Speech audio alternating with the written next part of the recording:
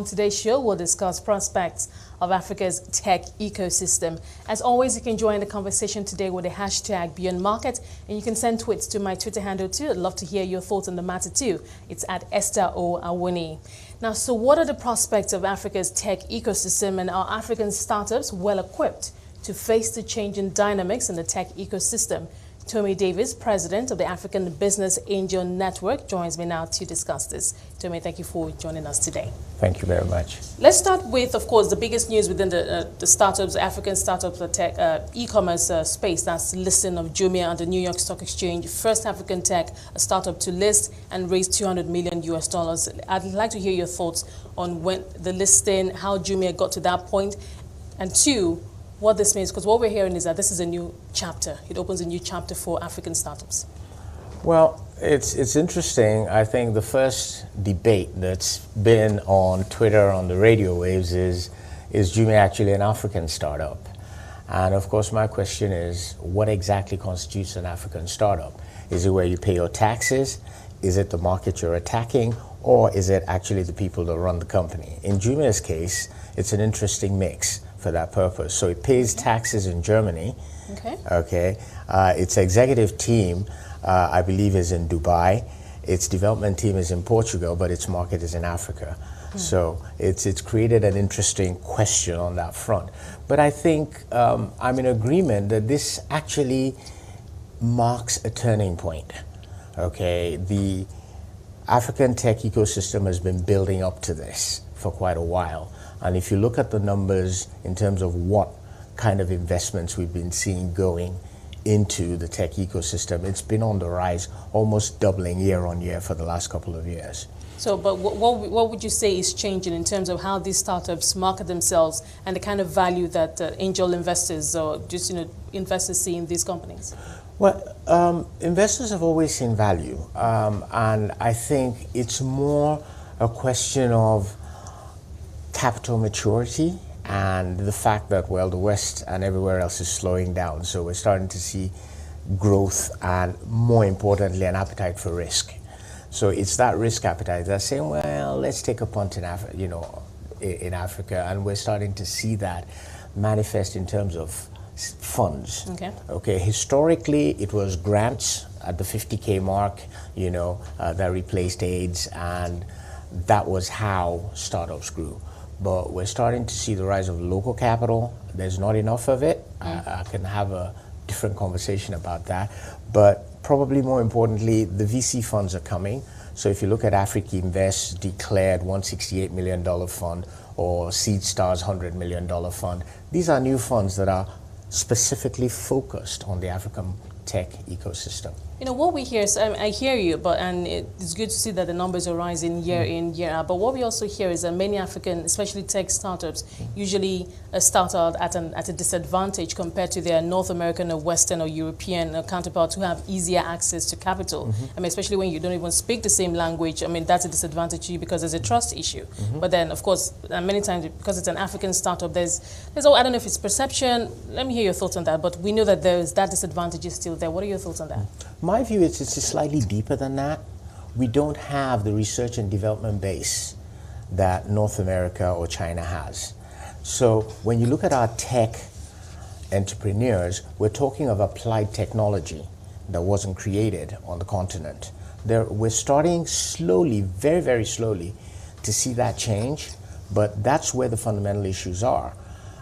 Is in the first case, the solution embryo, the basis of the solution is not invented on the continent. We have to bring it in and then apply it to the problem set we're seeing on the continent.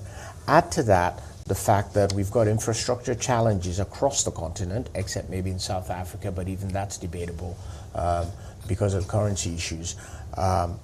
Then you start to understand the complexity that African entrepreneurs are having to deal with right from the get-go.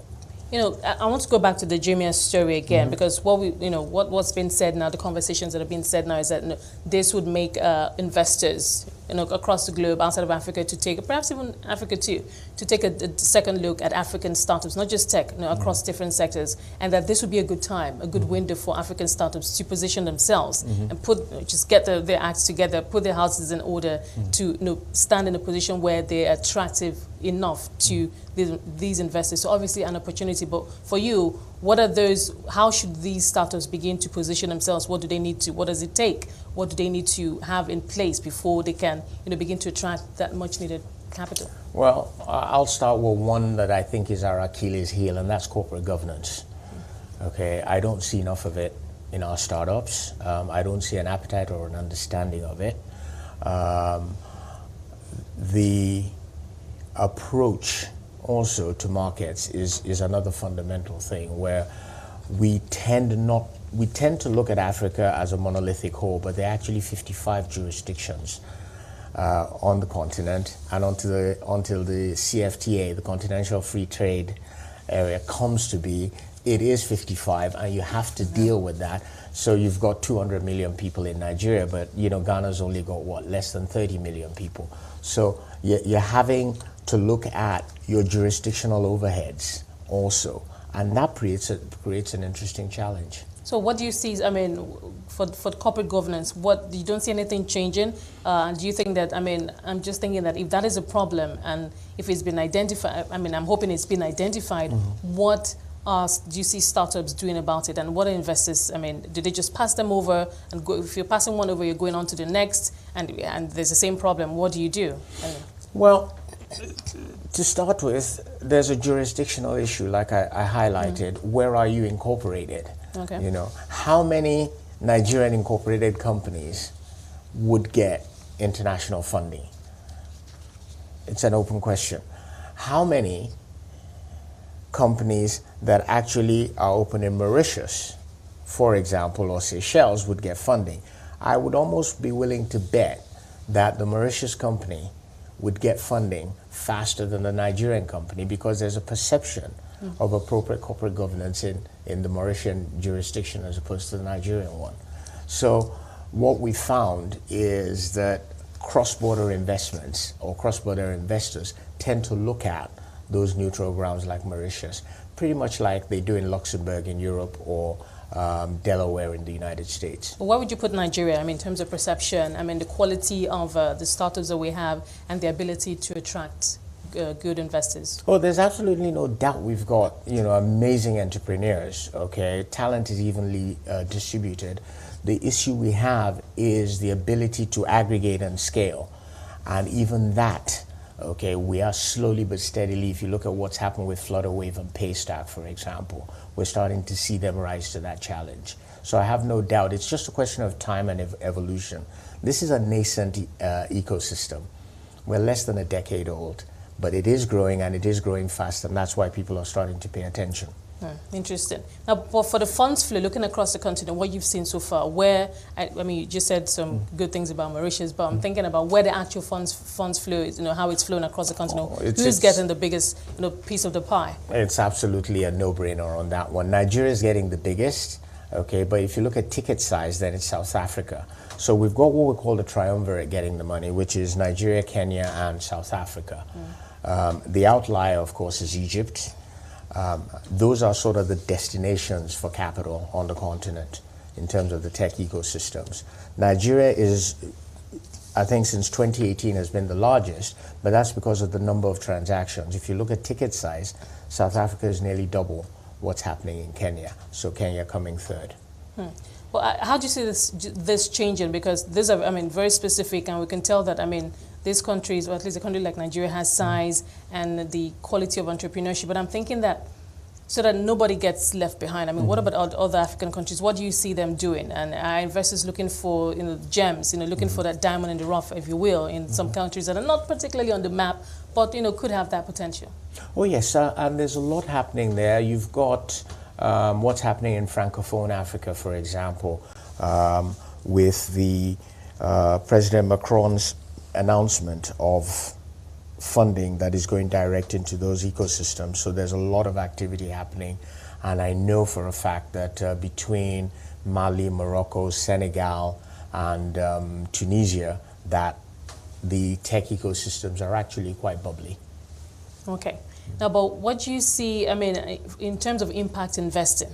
I mean, let's talk about that impact investing. What are the trends that you see right now? What's changing, and how is that just, changing the way startups themselves put themselves together? Well, impact investing has the concept of the double bottom line. So it's make money while doing good. And we're starting to see that energy and agriculture, for example, are becoming prime beneficiaries. I'm hoping that as we go along, education and health get their fair share of this kind of capital. But if I said that I could see the results, I'd say, no, I can't yet because it's very early stage. The whole concept of impact investing on the continent is less than 5 years old. So how can we scale that? I mean, what do we need to do to give it more momentum? Awareness, education. But I think what we are also lacking is an education of the actual investors. We've got a lot of money sitting on the continent. They're sitting in pension funds, they're sitting in, other institutional investors. What is happening is it's not making its way into early stage entrepreneurship yet. And even though you find that pension funds are allowed to do up to 10%, I don't think there's any of them on the continent that's doing up to 1%, either in private equity or venture capital. There's a risk factor there. I mean, yeah, they love fixed income, but that's why, the regulation says 10%. But if it says 10% and you're 1%, yeah. And they could do better, to be honest with you. In my opinion, they could do better because then they don't have the foreign exchange exposure because it's local investment on local cash, and diversifying the portfolio can only be healthy. Interesting. Now, but we talk a lot, it would appear that there's a lot of focus on tech. I mean, you just mentioned some other sectors, but I'm interested in, those investments that we're seeing going into other key, sectors, other, just, maybe obviously not tech, but other sectors. But what are the sectors that you see where those funds are going into that you think that could compete with the tech sector? Well, I have to put a disclaimer in that my primary focus is tech and tech-enabled. So when I talk about I talk about agri-tech. Tech, okay. Same thing with health, same thing with education, because again, tech is becoming an underlying infrastructure to just about all the sectors that we are talking about here. Okay, Tomi, we'll take a short break. Thank you for your time so far. We'll come back and pick you from where we left off. I'll be speaking to Tomi Davies, who's the president of the African Business Angel. If you're just joining us, Tomi Davies, president of the African Business Angel Network, is with us today, and we're discussing prospects of Africa's tech ecosystem. Thank you, Tomi, for your time so far. Let's talk about the work. I mean, you're the president of the African Business Angel Network. Talk to us about, the kind of work that you do and how, what you see on the continent in terms of the funds flow into investments into startups. Well, the African Business Angel Network is actually a network of networks. And what we do is we help create business angel networks in African cities. We also help to educate local investors, specifically around investing in intellectual property, because we've always had investors on the continent. What has changed is tech has introduced a dynamic where intellectual property is an asset, just like tangible assets are. So that's sort of the second mandate. And the third and final is actually engaging with policymakers so that they can understand and help to ensure that angel investing is a development asset class that they can actually that last point is quite interesting. So what's the impact? What's been the feedback so far in terms of how you're engaging and what the kind of body language and feedback that you're getting? Well, we are currently in the process of finalizing an MOU with the African Union, which is quite encouraging. We started in 2015. There were 5 networks. As of last year, I believe we've risen to about 26 investing networks and then 60 groups. So it is growing. It's nascent, it's slow, but it is having an impact in terms of the number of startups that are now finding funding within their own cities. But many times for many of these startups, and I use Nigeria as an example, the mortality rate is usually very high. Correct. They come out, they started with very high hopes. The technology is good, the idea behind it is fantastic. second, third year, they run into problems. Many do not come out of it. So Correct. I just want to know, what kind of support do you provide, and what is it that you see, perhaps is that common denominator or theme that runs through those startups that have those issues? Well, 50% of startups fail. It's a known fact. And nobody knows which one is not going to fail.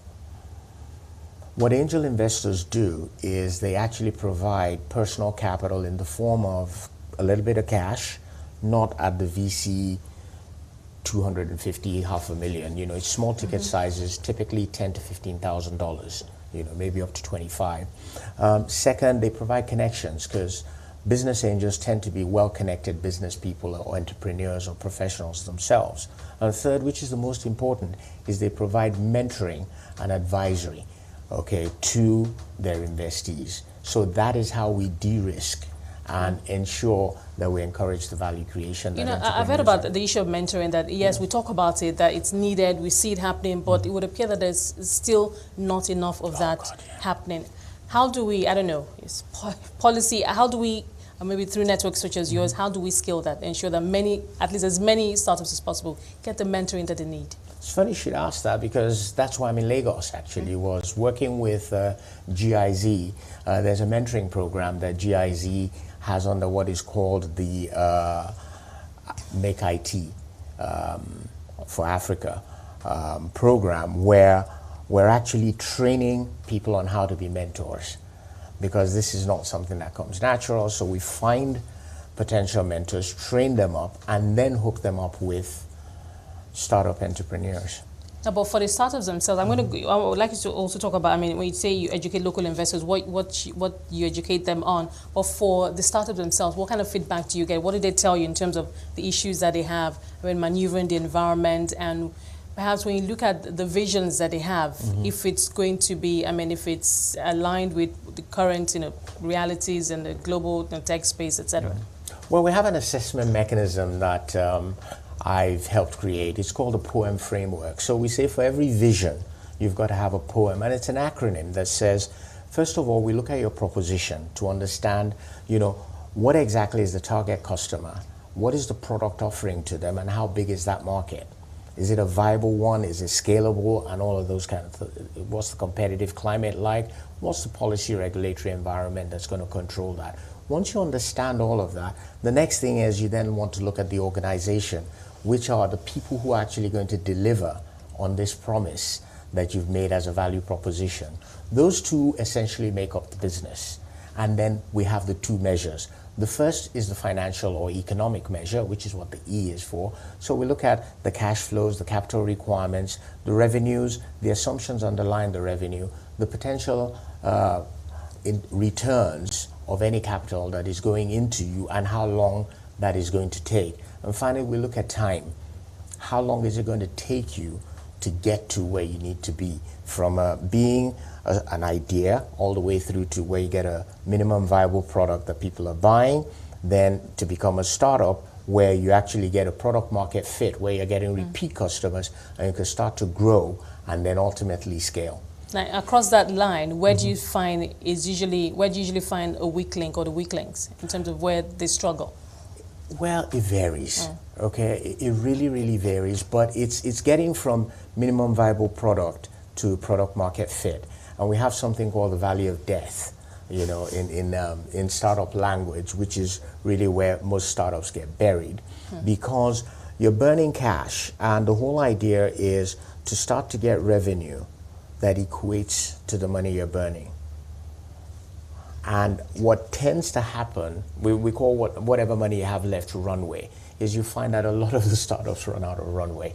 And they run out of cash, so they have to pack it up, go find a job, or do another startup. It's quite interesting, because I see some big, sometimes, just looking at on the New York Stock Exchange, I see some new companies, tech companies, especially in the media, it's just cash burning, and I'm wondering, how are they going to come out of this? I mean, or does it help that because they're a bigger company and not particularly a startup, they have more leeway to survive and they had more faith on the part of investors? Yeah, well, we started this conversation with Jumia.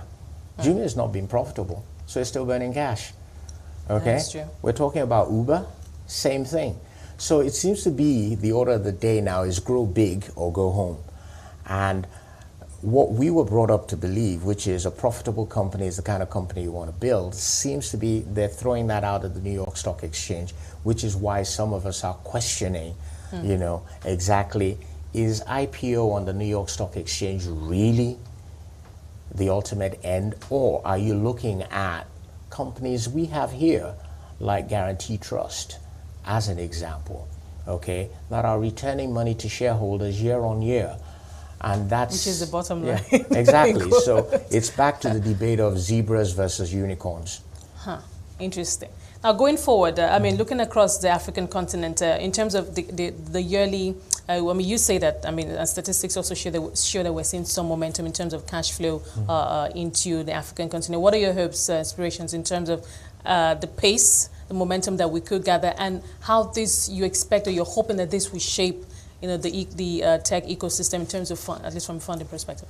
Well, the first hope is that African governments actually wake up to what is happening, okay, and that they start to encourage local investment, which we're not seeing right now. We're sitting, like I said earlier, on pension funds that are significant and could go into private equity and venture capital to help stimulate this. If we don't, look at what Jack Ma and Alibaba are doing on the continent. Look at what SeedStars, which is a Swiss organization, is doing on the continent. There are an increasing number of Western interests that are coming onto the continent, and we will continue to have the kind of debates we're having about Jumia as to what constitutes an African startup. What's going to happen if this continues? I mean, if we continue to have these Western investors, dominating the board, being the key investors, and just look into the future, what kind of shape does that take for us? What does that mean for us? What are the implications for us if that happens? It means African consumers, okay, will continue to have consumption of foreign, okay, products, and the profit that is made off of them is paid in taxes to Western governments. That takes us back to the governments here, like you said, encouraging. But you talked about pension funds, and that's been controversial here in Nigeria. There's still that issue of trust. They're sitting on trillions of naira here, but issue of trust, and we have several conversations year in year out.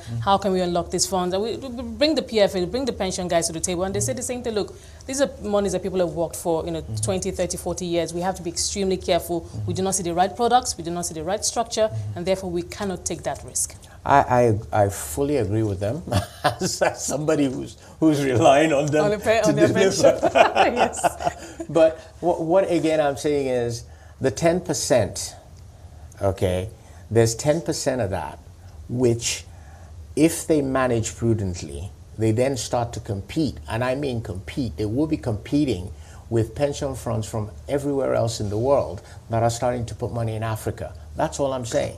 Look at what other people around the world are doing. They're coming here, okay? The money we talked about, last year, depending on who you talk to, from between $700 and $1.2 billion came onto the continent into the ecosystem in investments. This money did not all come from personal investments. Some of them are institutional funds. We've got money going into funds of funds. So there are mechanisms, and there are de-risking mechanisms in place for doing this. And all I'm suggesting is that we could probably do a better job of educating our PFAs. Okay. Making a tailor-made model for ourselves, or copying, or just looking around. I don't know. Let's look. I mean, China's doing stuff. The US is doing stuff. All of them are looking at emerging markets, but emerging markets aren't looking at themselves. Why is that? Interesting. But let me ask you, what do you like most about, the African tech space is vibrant, is growing. What do you like the most about it? What excites you the most about it? Youthful exuberance. Is that a good thing? Because yes, when that phrase is used. It is, because you see, the older you get, the more shackled you get with what can go wrong, the more risk averse you get. And it means, you are not as brash. Like the question somebody raised, could Mark Zuckerberg build a Facebook today? As an example, okay? Could Larry and Sergey build a Google today? There's something about youth that allows you, okay, to have a risk appetite that just those of us, the older you get, you can't have it.